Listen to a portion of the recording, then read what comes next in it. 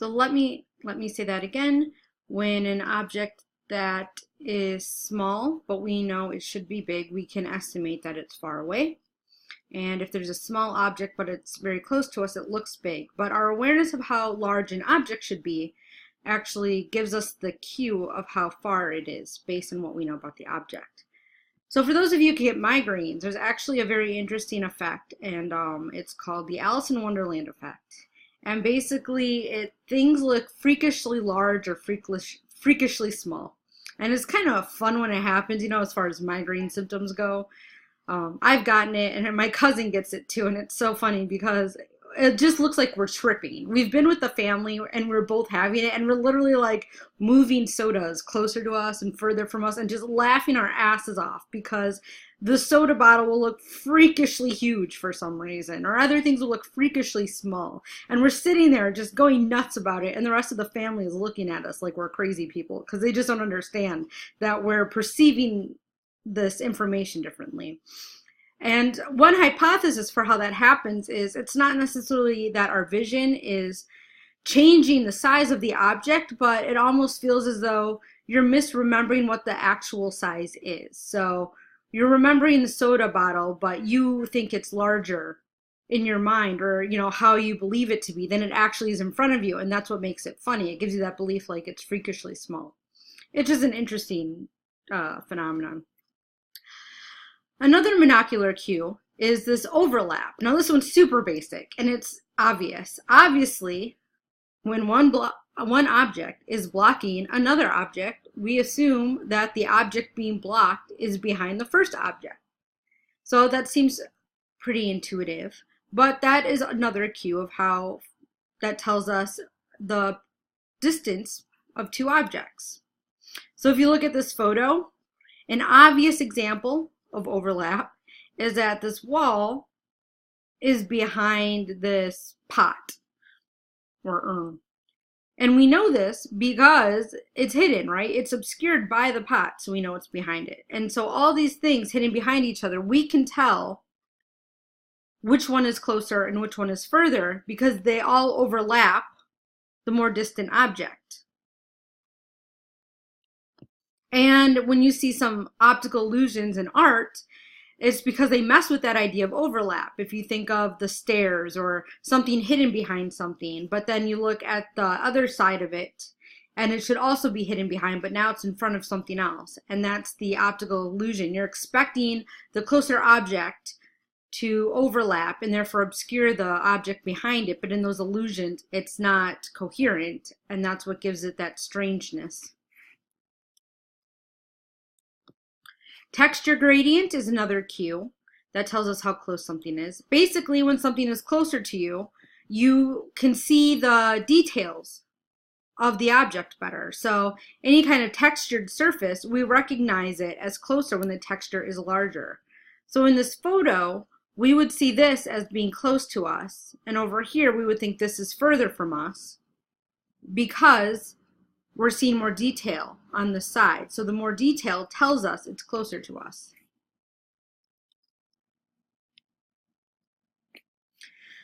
So we organize our perceptions based on all these patterns. We have all these other things that we decide to group together. So for example, when you look at this letter right here, you see a G even though there's a large line missing. That is the principle of closure. Proximity, the darker colors, you're seeing them as closer together, so you see an E there. Continuation, even though this bar is getting chopped off, you see it as one bar. You see this as a T, and you group all those lines together because they're similar. And a fun one is the figure ground background, where you can change your perception of an object.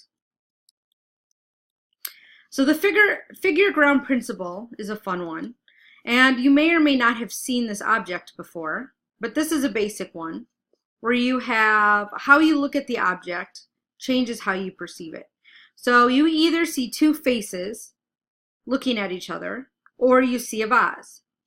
Now you can switch from one to the other. So you can look at the vase and then you can look at the two faces, but you really can't look at them both at the same time.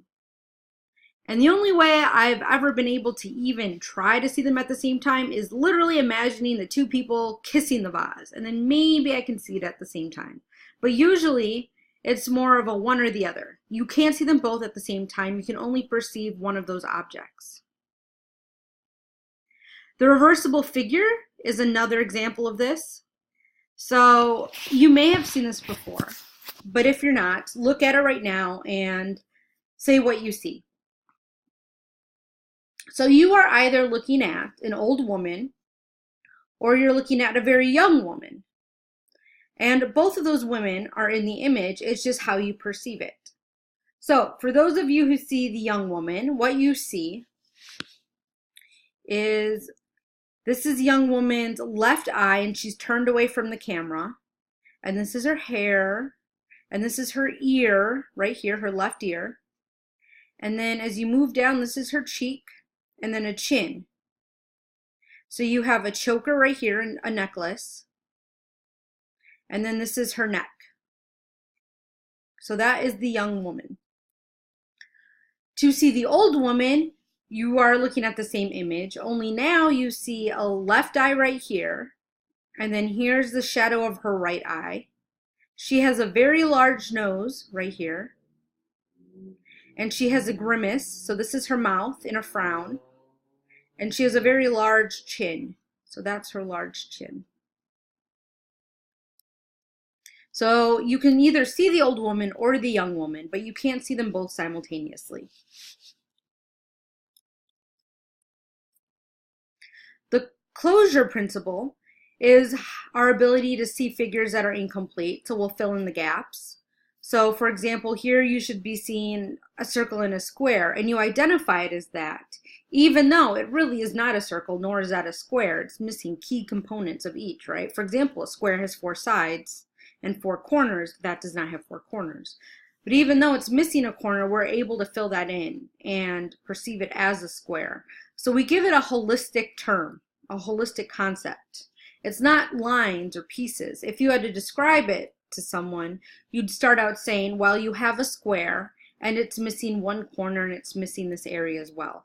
But you wouldn't start out describing it to someone as, well, you have a line that looks like an L and then another line that's smaller with a backwards L. No, you start with this overarching concept and then you subtract. The law of closure allows you to see objects that don't exist. So for example, here you're probably seeing a triangle, a white triangle in the middle, even though that doesn't exist. You're seeing a line here when there really is no line. So you could even cover up the bars, and even if it looks as though maybe the white shading is a different color, it's not. It's only your perception. The similarity principle is that we tend to group things together that look similar. So when you look at this image, you tend to see a column of squares, then a column of circles repeated. Because the squares are similar and the circles are similar, you see that as one object, even though they're separated. So you would probably tell someone if you're describing this that you're seeing a column of squares and circles repeated versus saying, I see a square, circle in 4 different lines.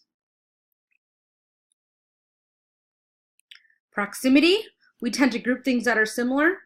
So if you had to identify this image, you would see a square and then you see some rectangles.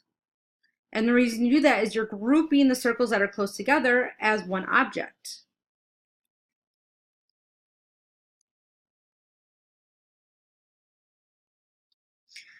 So we looked at illusions in the last class after the exam.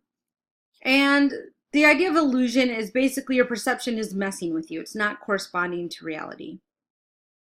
So you're taking normal cues out of context. The moon illusion is a really common one. And basically there's points where the moon seems very giant. And there's other times where the moon looks much smaller. And that has to do with where the moon is located in the sky and how you can compare it to the objects around it. So the actual size of the moon, as we look at it, is pretty much the same. It's not getting that much closer to us. But when things come closer on the horizon, we perceive it as larger. And you also have more objects to compare it to.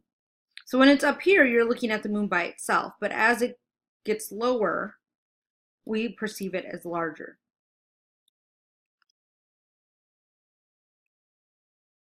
So usually the further away something is, the smaller we think it is in the sky.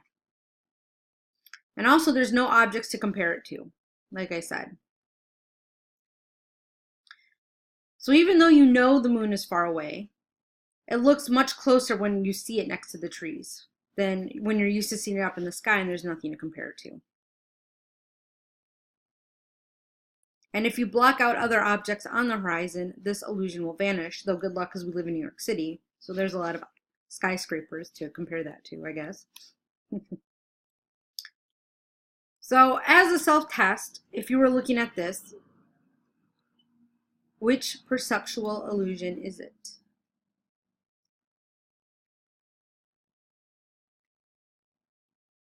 So if you don't know, go back in your notes. Here's another illusion.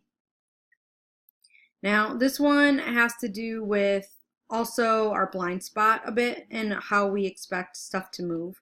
So the cues of the circles give that perception of a moving object. Stare at that. And this one also has to do with the blind spot, where it's going to fill in little dark circles. It's trippy.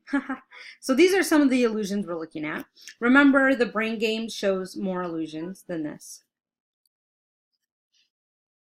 So you can go to the season 2, episode 11 is some of the clips I showed you, and they have more discussing these perceptual illusions.